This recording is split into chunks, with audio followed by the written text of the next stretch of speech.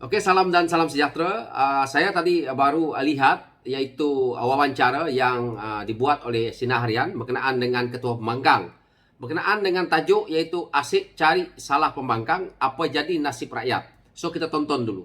Konon-kononnya kerajaan perpaduan tidak memberi peruntukan langsung kepada pembangkang yang ada hari ini. Kalau 9 bulan tu masalah masih lagi yang sama, saya ingat rakyat tahulah siapa yang lebih baik untuk memimpin negara dan juga negeri-negeri yang tertentu. Kalau kita bandingkan dengan Tan Sri Muhyiddin ni, Tan Sri Muhyiddin masukkan duit itu dengan dalam parti. Yang ini dahsyat. Akaun sendiri lagi. Kes tu pun tak ada value sebab small case. Tapi yang pentingnya untuk memburukkan nama saya. Saya pernah jadi timbalan menteri luar, jadi saya tahu ayat-ayat diplomatik ini kadang-kadang kena berhati-hati, tersilap cakap, menyebabkan sovereignty of our country terancam.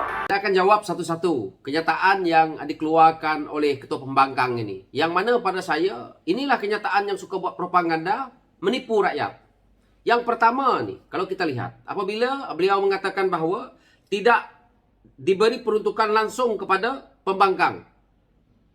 Semua rakyat di luar sana yang terlibat ataupun yang melihat isu politik semasa dan rakyat yang membaca ataupun rakyat yang mendengar sidang parlimen pasti tahu bahawa kenyataan yang dikeluarkan oleh Datuk Seri Anwar Ibrahim di Dewan Rakyat lagi mengatakan bahawa apabila disoal oleh pembangkang, peruntukan untuk pembangkang sudah ada, hanya perlu berunding dan berjumpa dengan timbalan Perdana Menteri. Mudah. Tak ada pun dia cakap soal-soal lain. Dan beliau berjanji tidak akan menyusahkan. Apa pun yang mereka nak bentangkan atau yang mereka nak minta, Perdana Menteri akan luluskan segera peruntukan itu. Tidak memberi syarat yang susah-susah. Jadi, tinggal nak pergi buat rundingan dan dapat duit itu. Jadi jangan cerita peruntukan tak dapat. Yang kedua, dalam soal nak menjawab isu peruntukan langsung tak dapat ni, Ketua Pembangkang ni adalah Parti Bersatu.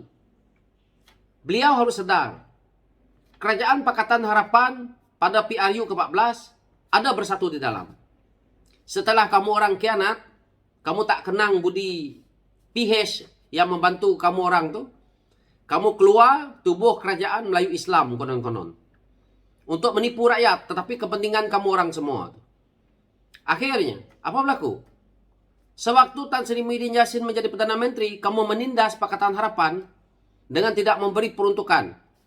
Apabila kamu menindas kepada pihak pembangkang ini tadi, bukankah ini kamu menindas peruntukan untuk rakyat di bawah? Kenapa hari ini kamu nak bersuara? Kalau kamu orang lebih zalim, lebih kejam. Jadi isu yang dimainkan oleh Ketua Pembangkang ni merepek. Hari ini media sosial begitu jelas, dalam parlimen rakyat boleh nampak secara live. Jadi kamu orang nak menipu lagi. Putar alam lagi. Ini bukan tahun 90-an lah. Kamu dulu boleh lah memutar melitkan fakta. Dulu rakyat pun tidak nak menghentam kamu kerana kamu menteri KDN. Bersuara kamu tangkap. Bersuara kamu panggil polis pergi tangkap. Itulah sikap Ketua Pembangkang ni. Dah lah arrogant. Jadi saya dah cakap dulu. Satu saat kalau kamu jatuh, rakyat akan hentam kamu di media-media sosial. Hari ini terjadi kan? Nah, padan muka dia.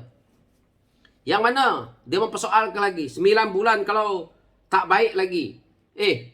Kerajaan nak 9 bulan nak baik. Kerajaan yang kamu orang bentuk 33 bulan, merosakkan negara. Lepas tu kamu orang nak suruh kerajaan yang ada hari ini bentuk kembali ke dalam asal begitu baik. Rosaknya daripada Datuk Seri Najib. Ambil ke PH cuba baiki, kamu jatuhkan, kamu buat kerajaan baru lagi, Perikatan Nasional. Lepas tu kerajaan entahlah Ismail Sabri punya. Lepas tu kamu senang-senang suruh dah buat lubang besar, kamu suruh Datuk Seri Anwar Ibrahim tolong kambuskan, repair balik. 9 bulan yang cukup kah? Kamu orang buat kerajaan 33 bulan, buat hutang banyak-banyak. Buat masalah banyak-banyak pada negara. Buat banyak masalah kepada ekonomi negara. Songlap duit negara. Lepas itu, nak suruh kerajaan yang ada hari ini selesaikan masalah itu dengan begitu cepat. Macam mana rakyat nak percaya? Tak payahlah Ketua Pembangkang nak bercerita. Lepas itu, Nih yang ketiga nih, isu yang melibatkan Tan Sri Muhyiddin Yassin masuk duit dalam akaun pribadi, akaun parti. Lepas itu persoalkan orang lain masuk ke dalam akaun pribadi lebih teruk. Bukan isunya masuk ke akaun parti ke, akaun pribadi ke. Kalau disabit dekat mahkamah salah lah. Akaun parti ke, akaun pribadi ke. Saya tak kira. Kalau bersalah, salah. Apa yang ketua pembangkang ini merepek ni? Nak menutupi yang, okey, kalau contohnya lebih teruk kalau orang yang masuk duit ke dalam akaun pribadi daripada orang yang masuk ke akaun parti. Ini satu ayat yang tidak berhati-hati. Yang beliau fikir betul lah. Walaupun masuk ke dalam akaun parti itu nampak lebih baik, salah kan bunyinya tu. Dah salah lah. Kalau melibatkan salah guna kuasa sebagai Perdana Menteri, kamu boleh arahkan orang macam ni, boleh arahkan orang ni kerana orang takut kuasa yang kamu ada, orang terpaksa ikut terunjuk jari kamu, maka boleh masuk dalam akaun parti. Kenapa masuk dalam akaun parti? Kamu takutlah kalau masuk akaun pribadi. Lagi teruk lah, nak kena macam Najib lah. Jadi hari ni rakyat tahulah bagaimana kamu orang nak mencuri duit daripada kerajaan, bagaimana kamu nak ambil dana politik. Ini bukan zaman tu, saya kata bukan zaman dahulu lah. Rakyat ni, anak-anak muda sekarang dah tahu. Kamu bagaimana nak songlap peruntukan kerajaan pun orang dah tahu sekarang ni. Ini merepek lah. Itulah masalah ketua pembangkang yang ada hari ni. Tak upgrade. Lepas itu mempersoalkan ayat yang mana Datuk Seri Anwar Ibrahim isu lawatan ke China apabila dipersoalkan oleh pembangkang begitu lama. Iaitu ayat rundingan. Ayat yang mana lagi yang tak boleh yang kita nak gunakan untuk kita nak menyelesaikan masalah kita, untuk kita nak bercakap secara halus. Itulah dia rundingan. Jadi tak payahlah ketua pembangkang ni nak mempersoalkan apa yang Datuk Seri Anwar Ibrahim kata tentang rundingan ini. Perkara melibatkan kawasan kita, yang melibatkan perairan kita ni, akan dibawa ke meja rundingan berkenaan dengan kawasan yang dilihat bertindih. Ini adalah ayat yang sudah lembut.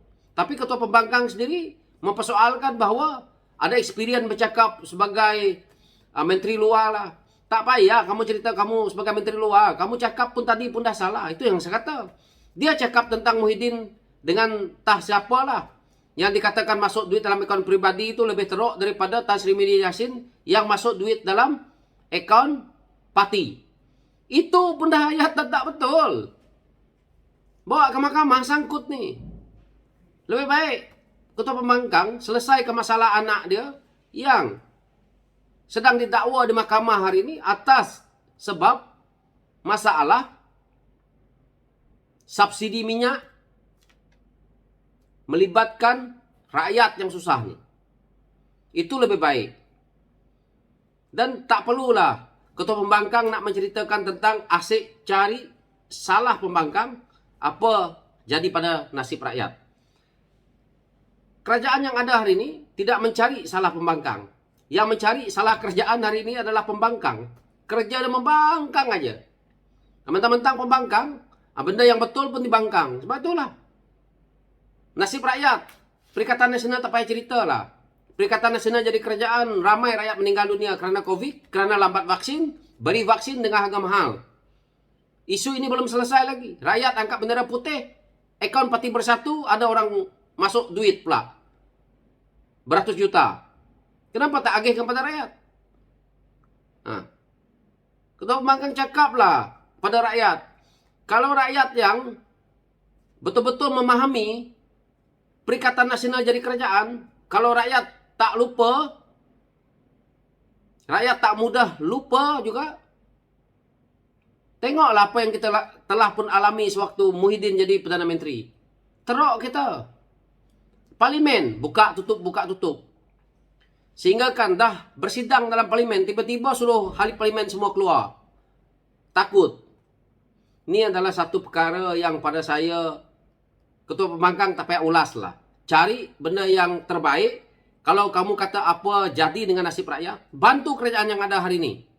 Cari idea yang terbaik. Yang menjadi isunya sekarang ini, Bukan kerajaan cari salah pembangkang. Pembangkang cari salah kerajaan yang konon-kononnya nak menjatuhkan kerajaan, biar mereka jadi kerajaan. Inilah sikap mereka nih. Suka ikut pintu belakang. Tak pernah menang, tetapi ikut jalan belakang nak jadi kerajaan. Kegilaan nyata, inilah ahli-ahli politik yang pada saya tidak menguntungkan rakyat, menyusahkan rakyat. Akhirnya kita dalam masalah tak habis-habis lagi. So itu pencerahan saya. Sekian, terima kasih.